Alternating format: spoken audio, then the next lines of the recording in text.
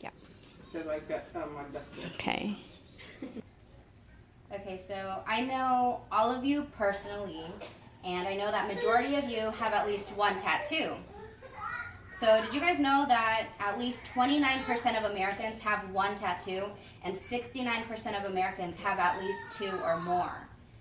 Why are so many Americans getting tattoos when time after time we hear how unprofessional tattoos are? Today I'm going to share with you the importance of allowing visible tattoos in the workplace. That begins with looking back on the history of tattoos around the world and how those influences have dictated the present connotation of tattoos today. The Samoans are known for tattooing their whole bodies. A strong sense of heritage is behind their amazing designs. The more your body is covered, the more honor you are given because you were able to endure much pain to prove your pride in the culture. The tattoo designs represent community, power, status, respect, and honor. If any person who is not of Samoan heritage wears these tattoo designs, it's seen as disrespect. The tafuga is the only one who is allowed to tattoo another person. The descendants of the tafuga are allowed to continue the practice of tatau, or tattoos. The tafuga is a generational position. The father teaches the sons how to tatau, or tattoo, and when he passes, the sons continue the tradition. Tattoos are seen not only as a positive thing in this culture, but also as something that you must have to be accepted. Other cultures, such as the Korean culture, do not approve of such exposure. In both North and South Korea, tattoos are looked down upon. The history of tattoos in Korea is much different than that of the Samoans. Tattoos are used in Korea to label criminals and slaves as a visible mark to be outcasted by the rest of society.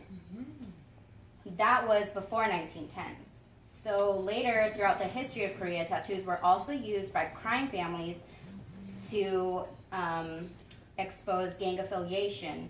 So the tattooed were seen as untrustworthy people, and negativity associated with tattoos is still in the mindset of the older generation. However, the perception of tattoos and those who have them is changing in Korean society. Despite what you may have heard, tattoos and tattooing is not illegal in Korea, but in order to tattoo, you must by law be a licensed medical doctor. That being said, there are many illegally run tattoo shops all over the country, mostly near college universities. The stigma that you need to cover your tattoos in public is also disappearing, specifically in Seoul, the country's capital. I have a friend who is living and working in South Korea, and he also has visible tattoos. He says that as the Korean culture becomes more influenced by Western ideas, tattoos are becoming less taboo. How does working and being a professional coexist with getting tattoos?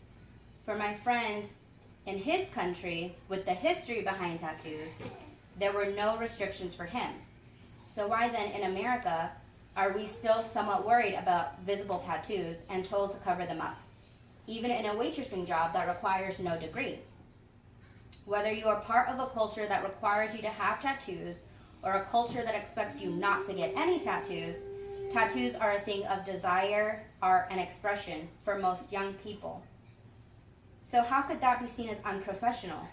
Even now, with the growing millennial mindset of acceptance, self-love, and acceptance of everyone's differences, tattoos are looked down upon in the workplace. Even in the military, I have seen many smart people and physically fit people who are willing to put their lives on the line for our country to be turned away because of one tattoo on their forearm. When it comes to the security of our country and the welfare of our citizens, does that really compare to the old perceptions of what having tattoos mean? Just recently, regulations for the U.S. Air Force have changed. They have realized that denying many qualified people eager to defend their country is not benefiting them against the growing desire for tattoos among the millennial population. According to AFI 36-2903, Chapter 3, Section 3.4, tattoos are now allowed all over the body, except for the hands, excluding a wedding band, and the neck. If the U.S. military can get on board with our ever-changing society and culture, why can't places like hospitals and office buildings get on board? What is stopping other countries from accepting visible tattoos on their employees?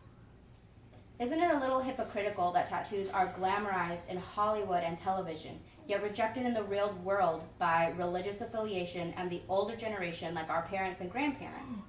The newer generation is living in a world where they have to choose society or themselves. Considering the fact that we are society, when will the corporate world get on board with those of the military and other countries whose cultures are a lot more strict when it comes to other freedoms of their citizens? Having tattoos does not alter your education, nor the ability to learn. Having tattoos does not change a person's ambitions or goals. Your mind is your mind and your body is your body. The workplace needs to embrace the individuality of possible employees because of their tattoos. Otherwise, there could be a disservice to potential customers and a disservice to their business.